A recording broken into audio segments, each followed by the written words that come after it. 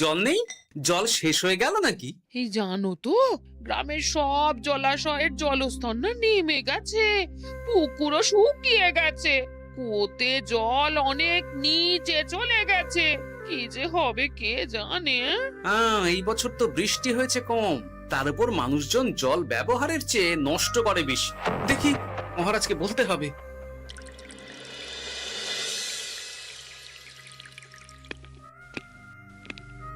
এই তো গোপাল এসে গেছে। শুনেছো, রাজ্যের সকল জলাশয়ে শুধু শুনিনি, চাক্ষুষ দেখেছি, আর এর কারণ ও তার সমাধানও ভেবে এসেছি মহারাজ। তুমি কি বলতে চাইছো সেটা বলো না খোলসা করে। মহারাজ, আসন্ন দিনে জলাভাব মেটানোর একটাই উপায়, তা হলো প্রজাদের উপর কর চাপানো। মহারাজ, আমার ঠাকুরদা বলতেন, যা মেলে মূল্য বিনে তার মূল্য কে আর জানে। আমরা যেহেতু জলের মতো এত মূল্যবান সম্পদ বিনামূল্যে পাচ্ছি, তাই একে গুরুত্ব দিতে শিখিনি। সবাই মিলে দেদার জলের অপচয় করছে। আমি এই অপচয়ের বিরুদ্ধে কর বসানোর পরামর্শ দিচ্ছি মহারাজ। জলের জন্য দেবে দাম, ছুটে যাবে কাল ঘাম। হ্যাঁ, যখনই জলের জন্য কর দিতে হবে, তখনই জলের অপচয় বন্ধ হবে।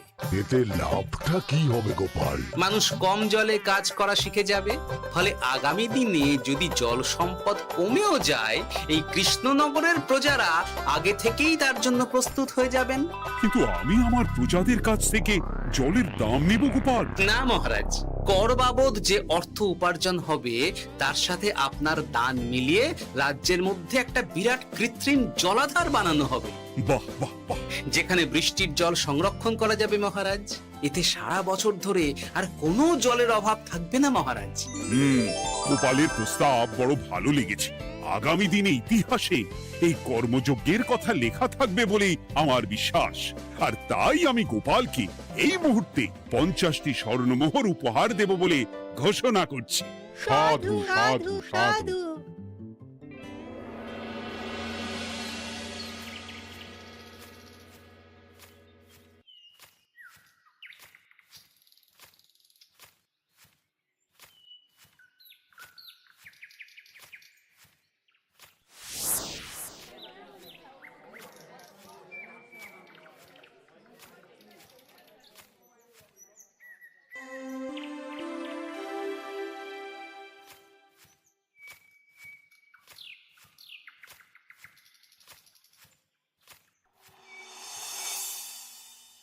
মানে আমার এই এতটুকু স্বাদ তুমি পূর্ণ করবে না? আমি কি নিজের জন্য চেয়েছি নাকি? সবই তো পাবে তোমার মেয়ে আর জামাই। হ্যাঁ, সে বুঝেছি গিন্নি, তাই বলে এতগুলো মুদ্রা আমি খরচ করতে পারবো না। পারবে না? আমি তাঁতির বাড়ি থেকে মেয়ে জামাইয়ের জন্য কয়েকটা শাড়ি আর ভালো পাঞ্জাবি কিনে একটু পাঠাবো। কিন্তু এখন আমার কাছে অত মুদ্রা নেই গিন্নি, পরে পেলে আমি ঠিক তোমার স্বাদ পূরণ করব। আবার বাজে কথা বলার জায়গা পাও না তুমি। এতক্ষণ কোথায় ছিলে গো? আমি বেলায় নদীর পাড়ে গিয়েছিলাম, তখন কমলা আমাকে বলল তোমায় নাকি দেখেছে। কি দেখেছি?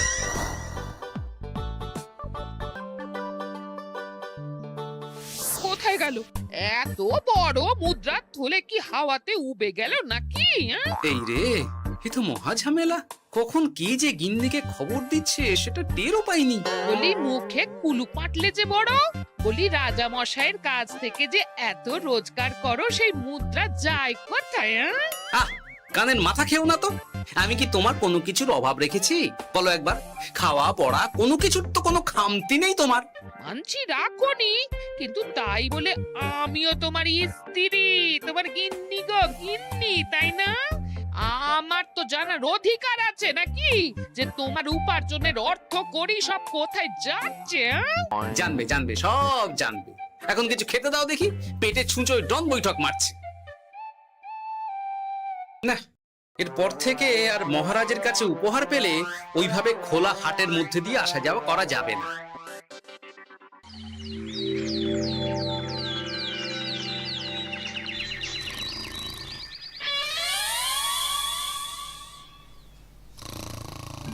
তোমার আর কোনো চিন্তা নেই গোপাল।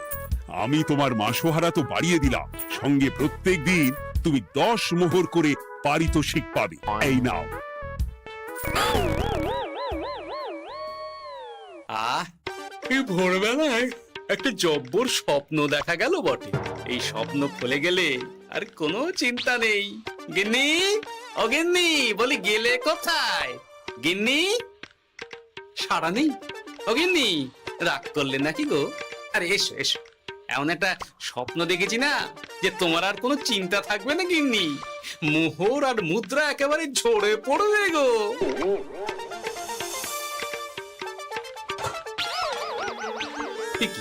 এইসব ফলাহার সাজিয়ে রেখে গেল কোথায় গিন্নি?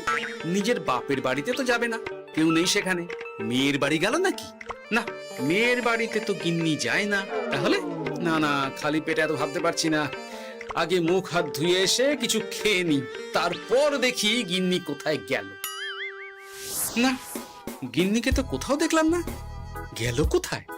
যাকে আগে রাজবাড়িতে তো যাই, ফেরার সময় না হয় আবার খোঁজ নেব, ততক্ষণে ফিরেও আসতে পারে।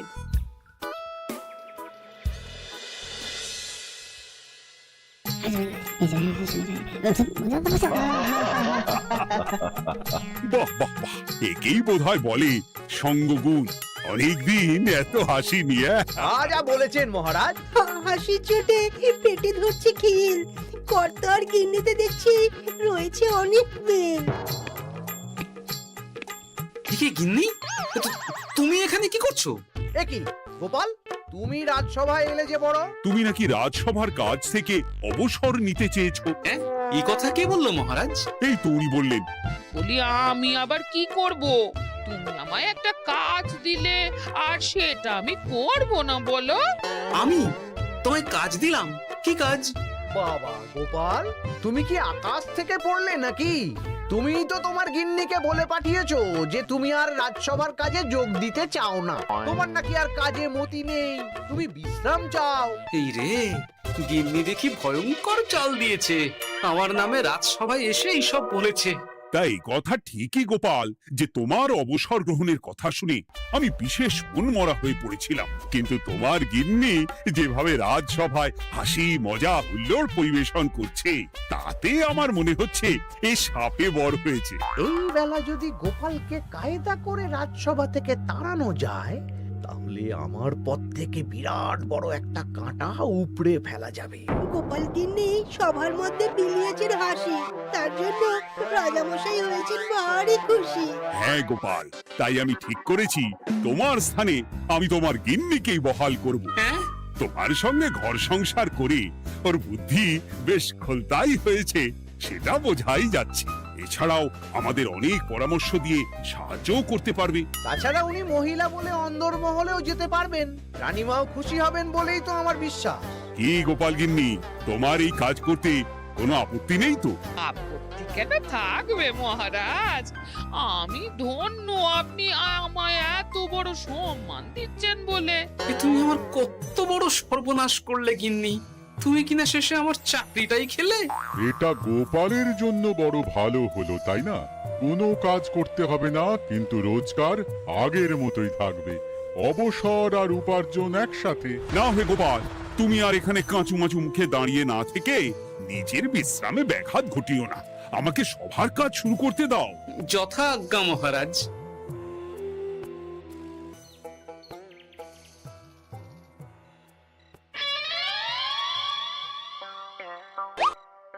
মানে মহারাজ সমস্যার সমাধান করতে দিয়েছেন তোমাকে, আর তার উত্তর দেব আমি?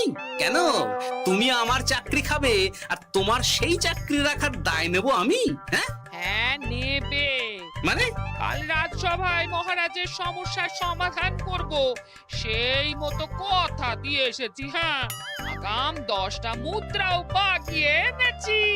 তার থেকে তোমায় একটা মুদ্রা দিলাম। এখন মানে মানে আমাকে উত্তর বলে দেবে, না হলে আমি কেন দেব? আমি পাবো একটা মুদ্রা, আর তুমি আমার কাছে উত্তর জেনে নিয়ে সেটাই বলে পাবে 9 মুদ্রা। কিছুতেই না। বলবে না? না। তাহলে ভালো করে শুনে রাখো, আজ থেকে ঘরের উনুনে হাঁড়ি চড়বে না। চাকরি তো খুইয়েইছ, এবার না খেয়ে প্রাণটা খোয়ানোর জন্য তৈরি হয়ে যাও। হ্যাঁ। ওরে বাবা, এমন কথা কেন বলছো গো গিন্নি? তুমি তো জানো যে খিদে একদম সহ্য করতে পারি না। এখন যদি তুমি এইসব বলো, তাহলে আমার রক্ষে নেই গো। বেশ, তা তাহলে আমি যা জানতে চাইছি শ্বশুর শ্বশুর করে বলে ফেলো দেখি। এ আমি কি শাঁখের করাতে পড়লাম রে বাবা! ঠাকুর, এত দুর্ভোগ লেখা ছিল, ঘরে বাইরে সব জায়গায় এত হেনস্থা যে সহ্য করা যায় না ঠাকুর।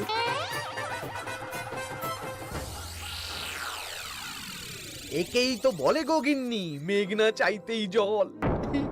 এতদিন কতভাবে চেষ্টা করেছি গোপালকে রাজসভা থেকে তাড়াবার, আর গোপাল নিজেই কিনা রাজসভা থেকে পালিয়ে গেল। কি সব বলছো? তোমার শরীর ঠিক আছে তো? শরীর মন সব ঠিক আছে, তবে গোপালের বদলে কাকে বহাল করা হয়েছে শুনলে তোমার মাথা ঘুরে যাবে। কাকে? গোপাল গিন্নিকে। আমার কিন্তু বিষয়টা খুব একটা সরল ঠেকছে না গো। গোপাল ভাঁড়ের বুদ্ধি তো আর যে সে বুদ্ধি নয়। উনি যাই করেন খুব ভেবে চিন্তে করেন, এর পেছনে আবার কোনো মতলব নেই তো।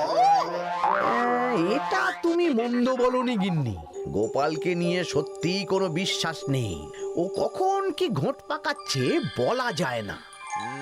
আমাকেও সাবধানে থাকতে হবে। দেখতে হবে যে গোপাল আসলে কি চাল চালতে চাইছে।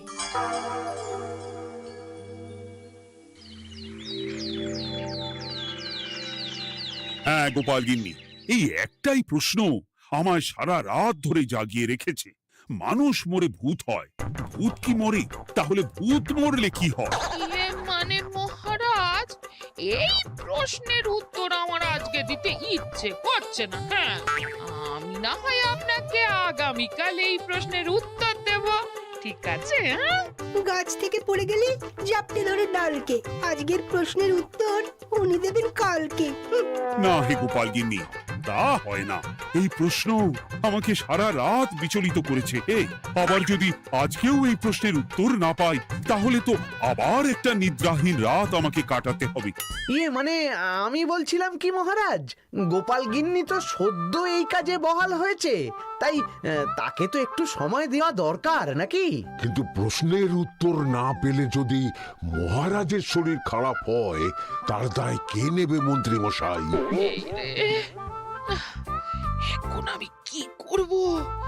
এ তো মহা বিপদে পড়লাম দেখছি। আচ্ছা মহারাজ, ঠিক আছে ঠিক আছে, আমি এই প্রশ্নের উত্তর দেব, কিন্তু আমার না একটু সমস্যা আছে। খোলা হাওয়াতে গিয়ে না দাঁড়ালে আমার ঠিক মাথা খোলে না, তাই বলছিলাম। তাই না হয় যাও, হাওয়া খেয়ে এসে মাথাটা খোলতাই করে নাও, কিন্তু এই প্রশ্নের উত্তর আমাকে আজকেই দিতে হবে। হ্যাঁ, উফ, এই যে কি সমস্যা! সারাদিন ঘরে বসে থেকে থেকে তো আমার সারা গায়ে বাদ ধরে গেল। সেই সকালবেলা আমাকে ফলাহার করিয়ে দিয়ে গিন্নি তো চলে গেছে রাজবাড়িতে চাকরি করতে। এদিকে আমার যে পেটে কিচ্ছুটি নেই, তার কি হবে? মহারাজ দোকানে গিয়ে যে ভালো মন্দ খাবো তারও উপায় নেই, তাহলেই তো কাঁড়ি কাঁড়ি খরচা। না, একবার দেখি তো উনুন ধরিয়ে অন্তত ভাতটা চাপাতে পারি কিনা, তাহলে গিন্নির ওই হাঁড়ি না চড়ার হুমকির হাত থেকে অন্তত বাঁচা যাবে।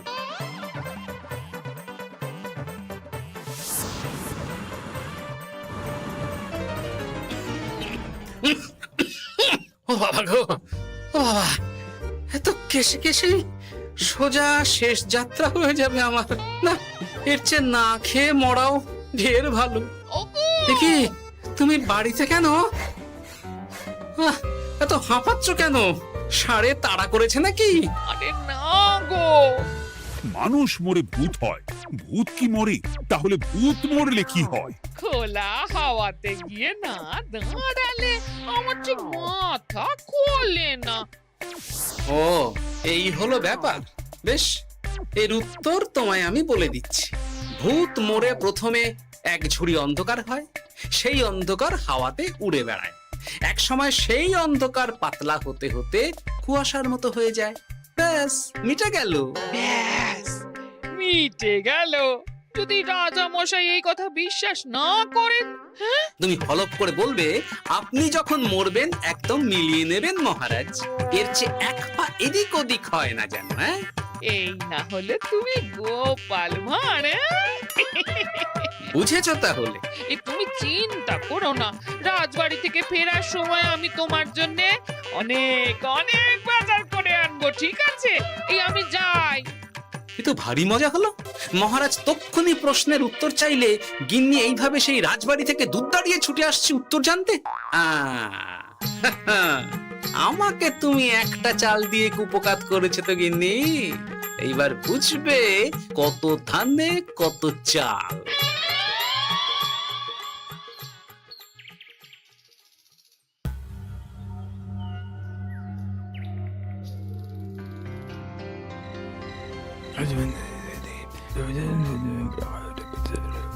বুঝেছিস তো তোর কাজটা? খুব বুঝেছি গোপাল দাদা।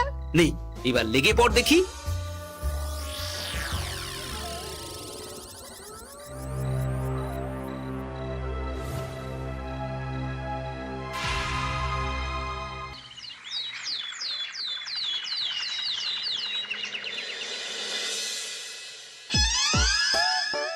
তাহলে আর বলছি কি তোমাদের, সকালবেলায় উঠে দেখি মুখের এই হাল। এই কাণ্ড কি করে হলো মহারাজ? আহ, তার আমি কি জানি। আমি সকালে উঠে আয়নায় নিজেকে এই অবস্থায় দেখে খুব চিন্তায় রয়েছি। গোপাল গিন্নি, আগে মহারাজ, গোপাল থাকলে যে কাজ করতো সেটা তো তোমাকেই করতে হবে। বলতে হবে এর সমাধান কি। হ্যাঁ মানে মানে আমি হ্যাঁ হ্যাঁ, আমার মনে আছে। তোমার তো আবার হাওয়া না খেলে চলে না। যাও যাও, তাড়াতাড়ি হাওয়া খেয়ে এর উত্তর নিয়ে এসো।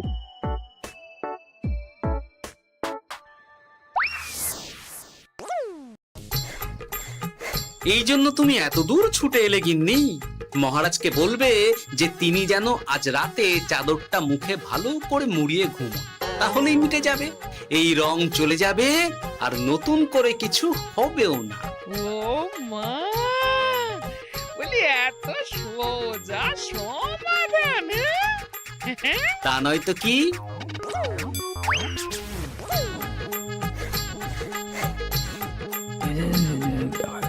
কাল সারা রাত আকাশে একবার দেখলাম চাঁদ উঠেছে, আর একবার দেখলাম ঘোর অমাবস্যা। এর কারণ কি? একই রাতে দুই তিথি হয় কি করে? আর একটা সমস্যা, হ্যাঁ, এটা আগে বললেই তো হতো মহারাজ।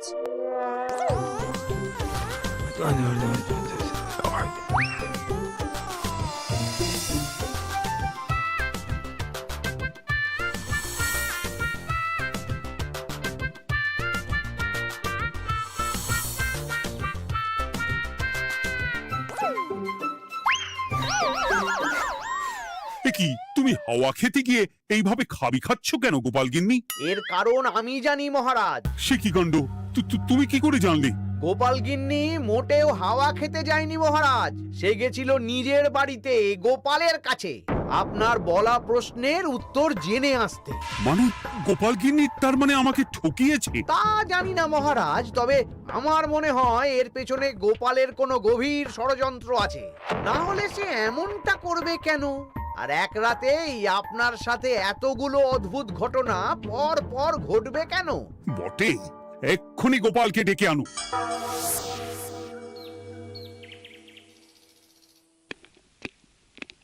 না মহারাজ, আমি সত্যি অবসর চেয়েছিলাম, আর তাই আমার গিন্নি আপনার কাছে এসে বলেছিল। ওর কোনো দোষ নেই মহারাজ। না মহারাজ, আমি মিথ্যে কথা বলেছি। হ্যাঁ, উনি আপনার কাছ থেকে পাওয়া সোনার মোহর নিয়ে বাড়ি যান না, তাই আমি ওকে শায়েস্তা করতে এই ফন্দি করেছিলাম। আসলে মহারাজ, আমি আপনার কাছ থেকে পাওয়া সোনার মোহর জল প্রকল্পের কাজে লাগাবো বলে কিছু জনকে নিয়ে একটা দল গঠন করতে গিয়েছিলাম, আর তাদের কাছেই ওগুলো রেখে এসেছি। এটা যদি আমার দোষ হয় তাহলে আমি ক্ষমা প্রার্থী মহারাজ। সাধু গোপাল, সাধু তোমার উত্তর। এই কাণ্ড! আর এদিকে রাজবাড়ি থেকে বাড়ি, আর বাড়ি থেকে রাজবাড়ি করতে করতে আমার প্রাণ ওষ্ঠাগত হয়ে গেছে মহারাজ। ওহ, আমার ঘাট হয়েছে, আপনি আমায় ক্ষমা করে দিন মহারাজ। এইবার মজার টের পেয়েছ তো গিন্নি? আপনি আপনার আদরের গোপাল ভাঁড়কেই তার চাকরি ফিরিয়ে দিন মহারাজ। আমি যাই আমার হেসেল সামলাতে। কেলে পচা খুব ভালো করেছে বলতে হবে।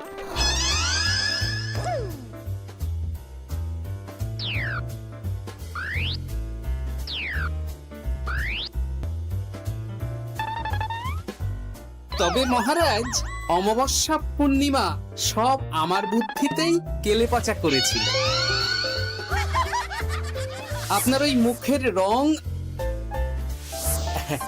ওটি একটি বিশেষ রং যার আয়ু একদিন, তাই ওটা এমনিই মিলিয়ে গেছে। হ্যাঁ, সেই বরং ভালো। তুমি তোমার গিন্নিকে নিস্তার দাও গোপাল। তাছাড়া আমিও আমার গোপালকে ছেড়ে আর থাকতে পারছি না। যথা আজ্ঞা মহারাজ। আমারও যে আর এই অবসর ভালো লাগছে না মহারাজ। গোপাল ছাড়া রাজসভা যে লাগে ফাঁকা ফাঁকা, তাই তো আবার চাকরিতে তাকে বহাল রাখা।